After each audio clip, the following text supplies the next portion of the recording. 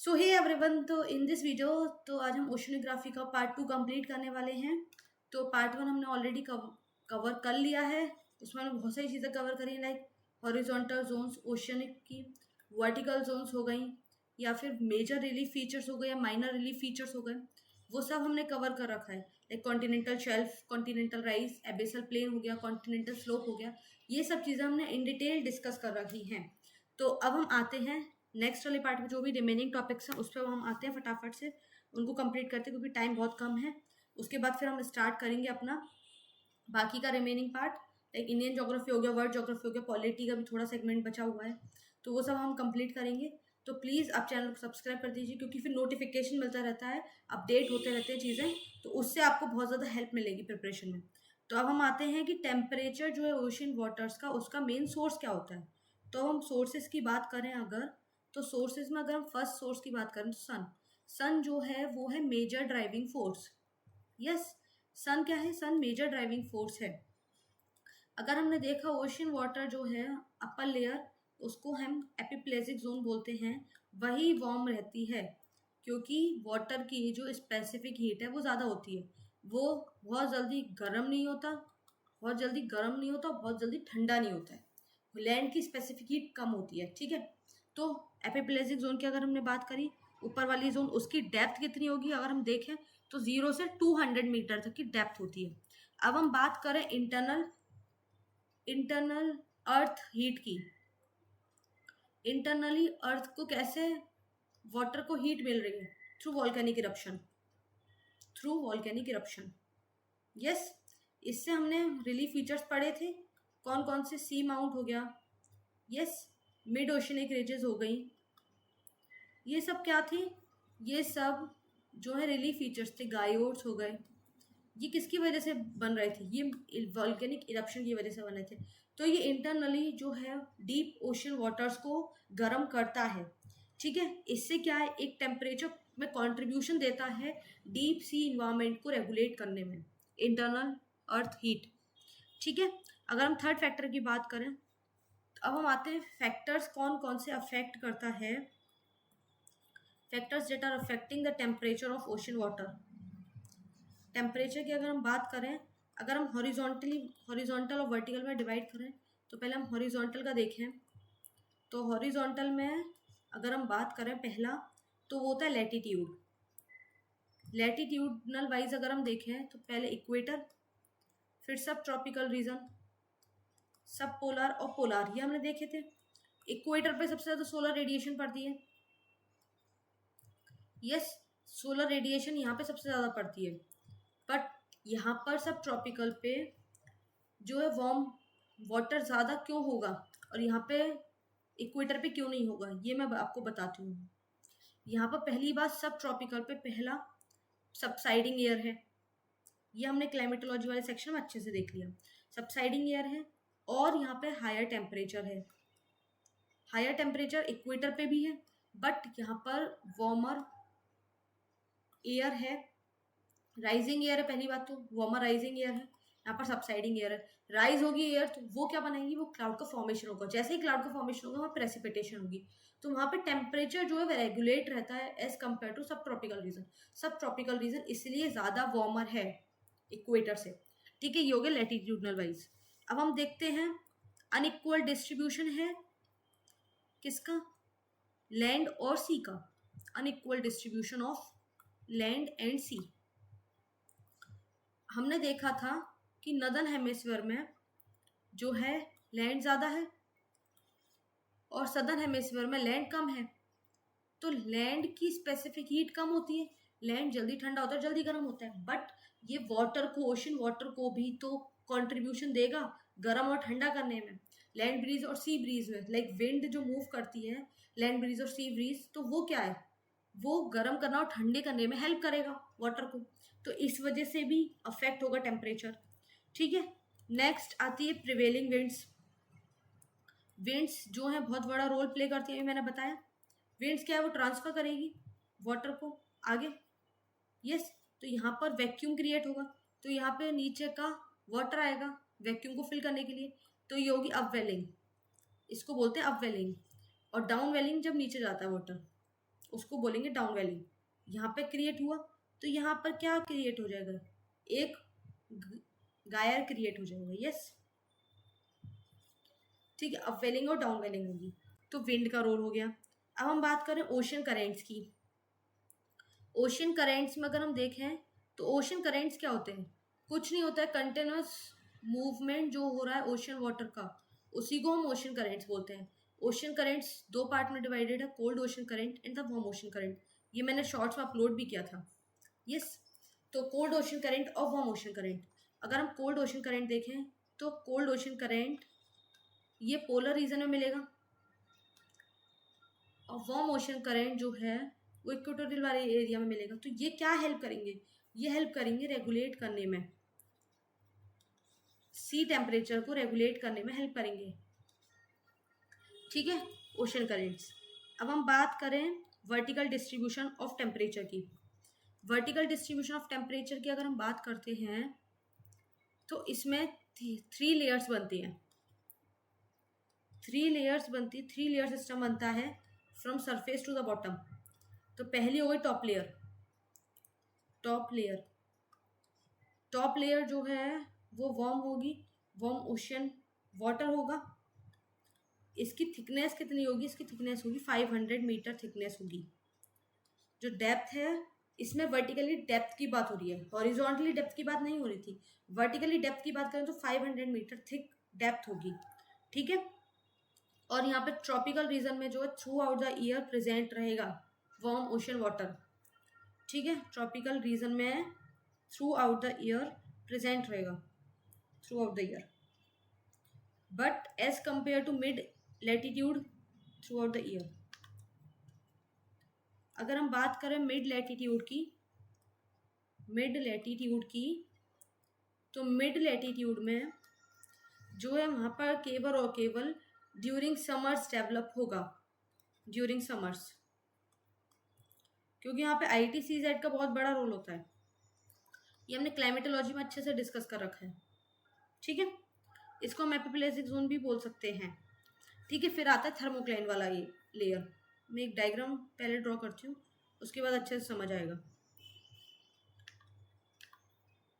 एक सेकेंड।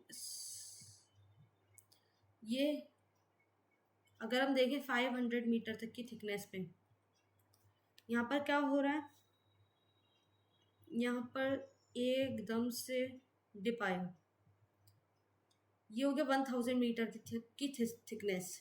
तो ये हो गया थर्मोक्लाइन वाला रीजन। यहाँ पर थर्मोक्लाइन वाली लेयर कौन सी होती है, वर्टिकल जोन जो है फर्स्ट लेयर का और सेकेंड लेयर का ट्रांजिशन जोन होता है थर्मोक्लाइन वाली लेयर। इसमें क्या होता है, एकदम से रैपिड डिक्रीज होता है temperature with depth. Rapid decrease होगा टेम्परेचर का विद डेप्थ।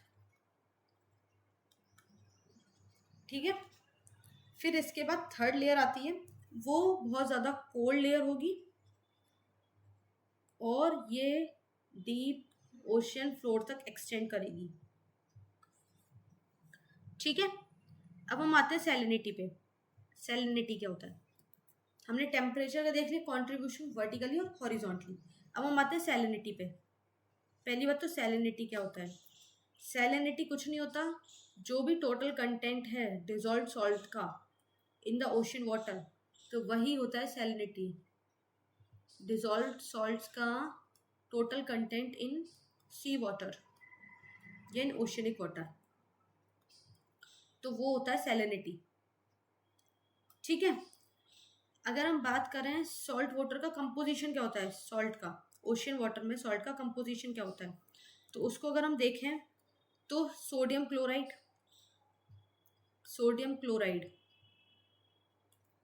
उसका होगा 77.7%। फिर आएगा मैग्नीशियम क्लोराइड, इसका होगा 10.9%। फिर आएगा मैग्नीशियम सल्फेट,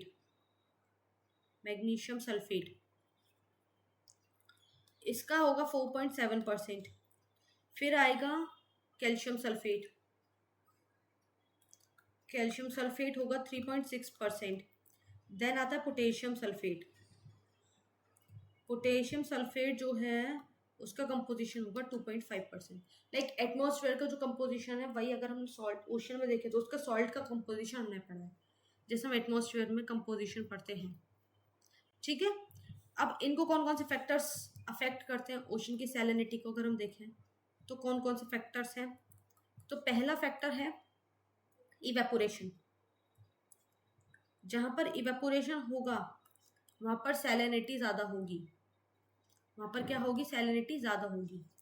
और जहां पर प्रेसिपिटेशन होगा, whether it is in the form of rainfall या फिर इनफ्लक्स हो वाटर का, influx of water in the sense कि मेल्टिंग वाटर का, तो इससे क्या है, इससे सैलिनिटी जो है वो क्या होगी, वो डिक्रीज होगी सैलिनिटी। ठीक है, मैंने बताया कोस्टल रीजन्स में सैलिनिटी क्यों डिक्रीज रहती है ज़्यादातर, क्योंकि वहाँ पे फ्रेश वाटर का इन्फ्लक्स होता रहता है from reverse. Like Ganga and Brahmaputra की अगर हम बात करें तो उनका ड्रेन कहाँ पे होता है, बे ऑफ बंगाल में। यस, तो वहाँ का जो है सैलिनिटी वहाँ की कम होती है as compare to Arabian sea. Arabian sea में सैलिनिटी जो है ज़्यादा होगी क्योंकि वहाँ पे इतना इन्फ्लक्स नहीं है जहाँ जितना बे ऑफ बंगाल वाले रीजन में है। ठीक है, अब हम देखें पोलर रीजन में। पोलर रीजन की अगर हम बात करें तो पोलर रीजन में अगर फ्रीजिंग हो रही है, फ्रीजिंग होती है तो वहाँ पे सैलिनिटी जो है वो इंक्रीज होगी, सैलिनिटी इंक्रीज होगी। और अगर मेल्टिंग है तो वहाँ पे रिड्यूस होगी सैलिनिटी ऑफ आइस, रिड्यूस होगी सैलिनिटी, यहाँ पे बात हो रही है आइस की। ठीक है, अब हम बात करें ओशन करेंट्स की। ओशन करेंट्स की अगर हम बात करते हैं तो यहाँ पे वार्म करंट जो है वो सैलिनिटी को हायर लैटिट्यूड में बढ़ाएगा, और कोल्ड करंट जो है, कोल्ड ओशन करंट, वो डिक्रीज करेगा सैलिनिटी को near the equator, near the equator. क्यों क्यों ऐसा होगा, क्योंकि वार्म ओशन करंट जो है उसमें इवेपोरेशन ज़्यादा होगा। यस, इवेपोरेशन ज़्यादा होगा तो सैलिनिटी भी ज़्यादा होगी। और अगर ये पोलर रीजन में जाता है warm ocean current, polar areas में जाता है तो वहाँ पे सैलिनिटी को बढ़ाएगा, और कोल्ड ओशन करंट में सैलिनिटी कम होगी तो नियर द इक्वेटर पे आके सैलिनिटी को रिड्यूस करेगा। ये चीज़ है। अगर हम वाटर मिक्सिंग की बात करें, मैंने बात बता दी है वाटर मिक्सिंग। और अगर एनक्लोज सी है, अगर एनक्लोज सी की अगर हम बात करें तो वहाँ पर कोई मिक्सिंग के चांसेस ही नहीं है, वहाँ पे इवेपोरेशन हुआ जा रहा है तो वहाँ पे सैलिनिटी तो ऑटोमेटिकली बहुत ज़्यादा होगी। ठीक है, सैलिनिटी, टेम्परेचर और डेंसिटी ये जो है अफेक्ट करती है चीज़ों को। अगर हम बात करें सैलिनिटी सबसे ज़्यादा कौन सी वाटर बॉडीज़ में है, फर्स्ट पे आती है लेक वैन, फिर आती है डेड सी, ये है टर्की में, ठीक है। फिर आता है ग्रेट सॉल्ट लेक्स, ये हम ग्रेट सॉल्ट लेक्स हम पढ़ेंगे इन वर्ल्ड ज्योग्राफी। ठीक है, अब हम देखते हैं हॉरिजॉन्टल डिस्ट्रीब्यूशन, ये था वर्टिकल डिस्ट्रीब्यूशन, ये फैक्टर्स थे सॉरी। अब हम देखते हैं हॉरिजॉन्टल डिस्ट्रीब्यूशन, ये फैक्टर्स थे जो अफेक्ट कर रही थी। अगर हम हॉरिजॉन्टली देखें तो यहाँ पे लैटिट्यूड्स की बात होगी।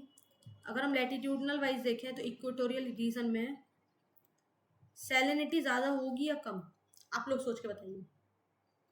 सोचिए, यहाँ पे इंटरेक्शन तो हो नहीं पा रहा डायरेक्टली, पर सोच लिया होगा जो भी सोचा होगा। ठीक है, अगर जिसने सोचा है सैलिनिटी जो है ज़्यादा नहीं होगी तो वो करेक्ट है। हायर सैलिनिटी क्यों नहीं होगी ये मैं बताती हूँ। एक फैक्टर तो टेम्परेचर हो गया, सोलर रेडिएशन, तो वहाँ पे इवेपोरेशन तो ज़्यादा होगा। एक फैक्टर हो गया इवेपोरेशन ज़्यादा होगा तो सैलिनिटी भी ज़्यादा होगी।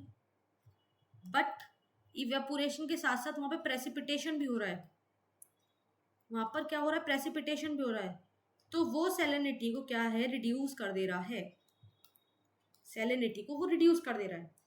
तो इसलिए यहाँ पर इक्वेटोरियल रीजन में सैलिनिटी ज़्यादा नहीं होती है, यहाँ पर बैलेंस रहती है। अगर हम ट्रॉपिकल रीजन की बात करें ट्रॉपिकल रीजन की अगर हम बात करें तो यहाँ पर सब ट्रॉपिकल रीजन की अगर हम बात करते हैं बेसिकली, तो यहाँ पर क्या है, यहाँ पर सैलिनिटी ज़्यादा होगी। क्यों? फर्स्ट रीज़न है सबसाइडिंग एयर, सबसाइडिंग एयर है, सबसाइडिंग एयर है, प्लस लोअर प्रेसिपिटेशन है, lower precipitation with higher temperature, with plus higher temperature. तो इन सब चीज़ों को कंट्रीब्यूशन क्या होता है, सैलिनिटी इंक्रीज हो जाती है इस एरिया में। सैलिनिटी क्या होगी, इंक्रीज होगी। अगर इन्फ्लक्स हो रहा है वो अदर फैक्टर्स हो गए, बट एक मतलब वो बताएं, एक आउटलाइन ले लें तो यहाँ पर ट्रॉपिकल रीजन में जो सैलिनिटी ज़्यादा होगी, पोलर रीजन में जो है सैलिनिटी कम होगी। ठीक है, अब हम बात करें लैंडलॉक्ड सी की। लैंडलॉक्ड सी में अभी मैंने बताया था वहाँ पर इन्फ्लक्स, अगर हम एग्जांपल है रेड सी का, रेड सी का एग्जांपल लेते हैं। पहली बात तो यहाँ पे मिक्सिंग नहीं होता बहुत ज़्यादा वाटर का, यहाँ पर बहुत ज़्यादा वाटर नहीं आता। ठीक है, और ये ड्राई एंड हॉट रीजन में है, तो यहाँ पे इवेपोरेशन भी ज़्यादा होगा, तो यहाँ पे सैलिनिटी भी रेड सी की ज़्यादा होगी। ठीक है, ये चीज़ें हो गई। अब हम बात करें वर्टिकल डिस्ट्रीब्यूशन की, तो जैसे जैसे डेप्थ बढ़ती है वैसे वैसे सैलिनिटी भी बढ़ती है। सैलिनिटी जो है वो जनरली कब इंक्रीज होती है, विद डेप्थ, क्योंकि सॉल्ट जो है उसकी वो डेंसर है तो वो नीचे बैठ जाता है। इसलिए इस जोन को हम क्या बोलते हैं, हेलोक्लाइन जोन बोलते हैं। ठीक है, जो वहाँ पे सैलिनिटी शार्पली इंक्रीज होती है। थर्मोक्लाइन में क्या था, टेम्परेचर डिक्रीज हो रहा था, बट यहाँ पे सैलिनिटी इंक्रीज होती है। सरफेस पे जो है सैलिनिटी, अगर हम सरफेस की बात करें सैलिनिटी की, सैलिनिटी जो सरफेस में इंक्रीज होती है। क्यों? क्योंकि वहाँ पे लॉस ऑफ वाटर होता है, लॉस ऑफ वाटर होगा टू आइस और इवेपोरेशन, तो यहाँ पे क्या सरफेस पे सैलिनिटी इंक्रीज हो जाएगी। और डिक्रीज कब होगी, जब इनपुट मिलेगा फ्रेश वाटर का, जब इन्फ्लक्स होगा फ्रेश वाटर का, तो वहाँ पे क्या है, अगर इन्फ्लक्स होता है फ्रेश वाटर का तो वहाँ पे सैलिनिटी क्या है, डिक्रीज हो जाएगी सरफेस की, अगर हमने बात की।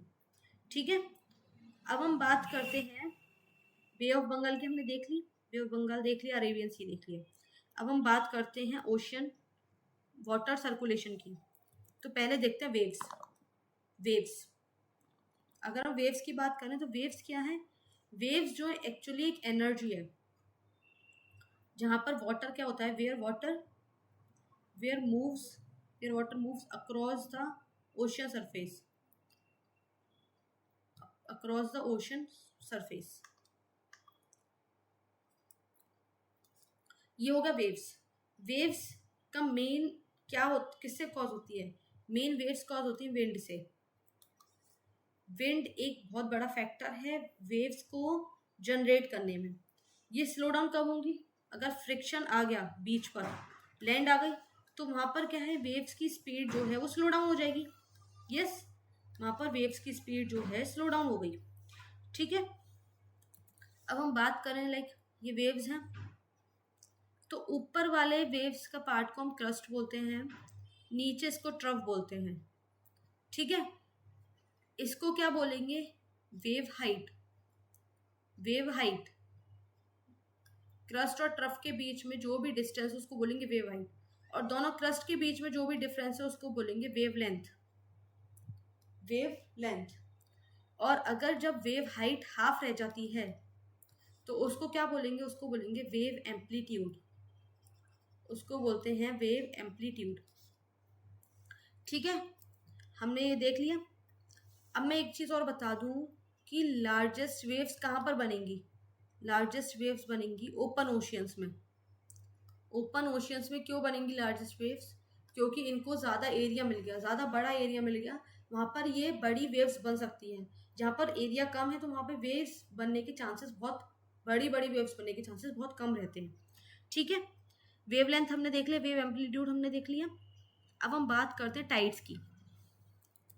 टाइड्स, टाइड्स अगर हम देखें तो टाइड्स क्या होते हैं, टाइड्स होता है periodic rise and fall, periodic rise and fall of ocean water,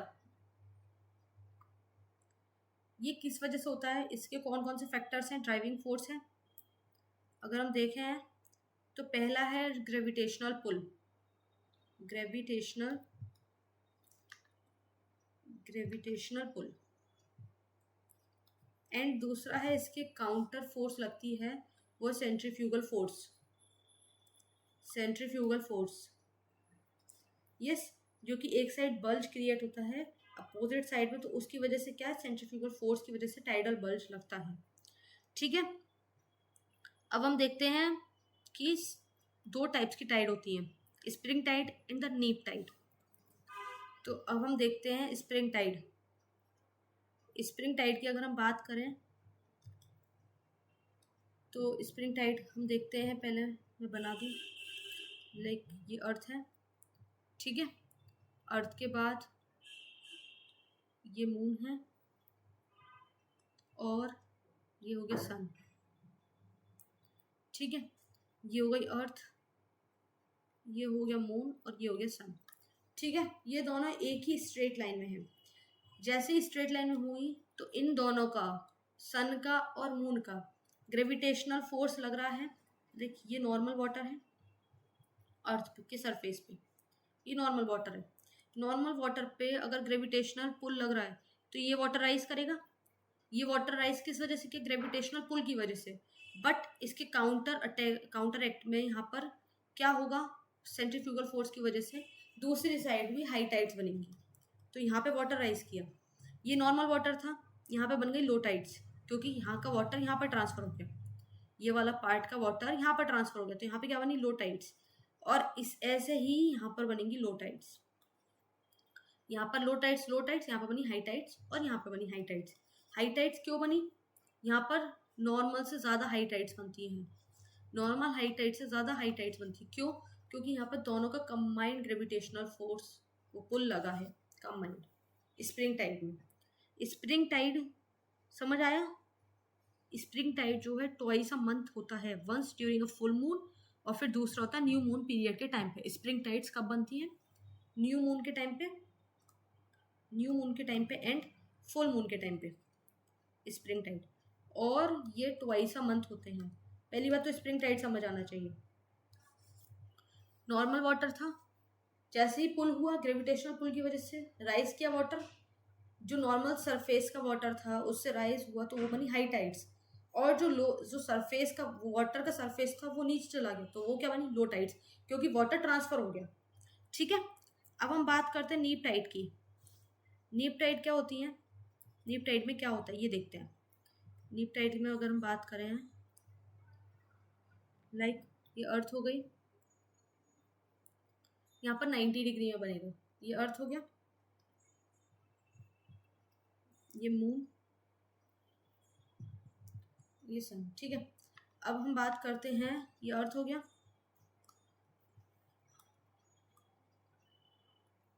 ये अर्थ हो गया, ये मून हो गया और ये सन हो गया, ठीक है। यहाँ पर नॉर्मल वाटर, ये नॉर्मल है, ये है नॉर्मल वाटर, ठीक है, नॉर्मल सरफेस पे वाटर है ये। अब हम बात करें, यहाँ पर क्या है, ग्रेविटेशनल फोर्स लग रहा है, इसका भी ग्रेविटेशनल पुल लग रहा है, तो यहाँ पर क्या है, दोनों का जो है कैंसिल आउट करेंगे दोनों, तो यहाँ पर बनी high tides, but high tides जो हैं वो नॉर्मल से भी कम बनी, नॉर्मल से भी हाई टाइड्स कम बनी, क्योंकि वहाँ पर कंबाइंड लग रही थी, बट यहाँ पर तो कैंसिल आउट करेंगी दोनों एक दूसरे को, तो यहाँ पर हाई टाइड्स बनी तो यहाँ पर भी हाई टाइड्स बनेगी। पर पहले नीप टाइड में, अगर स्प्रिंग टाइड में इतनी बन रही है तो नीप टाइड में केवल इतनी ही बनेंगी, नीप टाइड में इतनी ही बनेंगी, अगर स्प्रिंग टाइड में इतनी बन रही है तो, ठीक है। क्यों बनेंगी, क्योंकि यहाँ पे कैंसिल आउट किया जा रहा है एक दूसरे की ग्रेविटेशनल पुल को, तो यहाँ पर बनी और यहाँ पर किस वजह से बनी, यहाँ पे बनी सेंट्रीफ्यूगल फोर्स की वजह से, ठीक है।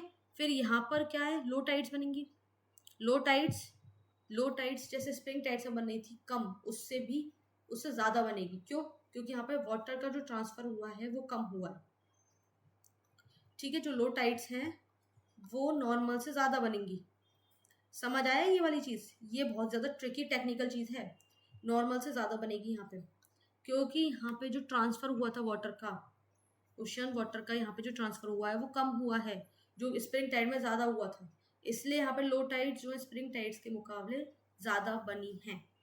ठीक है, ये हो गया स्प्रिंग टाइड एंड द नीप टाइड। अब हम बात करें ओशियन करेंट्स की। ओशियन करेंट्स मैंने बता दिया, अभी मैंने बताया था ओशियन करेंट्स को हम डिस्कस करते हैं डिटेल में। ओशियन करंट क्या है? जो कॉन्स्टेंटली फ्लो हो रहा है वाटर उस ओशन सरफेस पे इन अ डेफिनेट डायरेक्शन, तो उसको क्या बोलते हैं? उसको बोलते हैं ocean currents in a definite direction, तो उसको बोलते हैं ओशन करेंट्स। ठीक है, ओशन करेंट्स का अगर हम देखें कौन कौन से फैक्टर्स इन्फ्लुएंस करते हैं ओशन करेंट्स को, तो अगर हम फैक्टर्स की बात करते हैं तो पहला फैक्टर अगर हम देखें इंसुलेशन। इंसुलेशन इंसुलेशन क्या है? हीट होगी तो वो एक्सपेंड करेगा वाटर को, जिससे कि एक डाउन हिल आएगा ग्रेडियंट में, और अगर इक्वेटर का वाटर है तो वो 8 सेंटीमीटर मिड लैटिट्यूड से ज़्यादा होता है। ठीक है, इंसुलेशन बात कर ली। अब बात करते हैं विंड की। विंड हमने देख लिया फैक्टर, ट्रेड विंड्स हो गया, वेस्टर्लीज हो गया, मानसून विंड्स हो गया। फिर बात करते हैं ग्रेविटी की। ग्रेविटी ग्रेविटी क्या करता है? ग्रेविटी पुल करता है वाटर को down, pull the water down. Gravity भी तो लग रही है ओशन सरफेस पे डीप साइड से, तो ग्रेविटेशनल जो है ग्रेविटी क्या है? पुल करेगा वाटर को नीचे, और इससे क्या है? ग्रेडियंट वेरिएशन आएगा, जिससे कि टाइड्स बनेंगी, पीरियोडिक लेवल जो सी लेवल का वो राइज होगा। फिर आता है कोरियोलिस फोर्स, फिर टेम्परेचर, फिर सैलिनिटी। सैलिनिटी ये सब हमने बात कर ली है। सैलिनिटी हो गया, टेम्परेचर हो गया, देन लैंड हो गई। लैंड एक तरीके का बैरियर क्रिएट करता है जो कि डिफ्लेक्ट करता है करेंट्स को स्पीड और डायरेक्शन में। ठीक है, तो अब हमने ये सब कुछ देख लिया है ओशन करेंट्स वगैरह।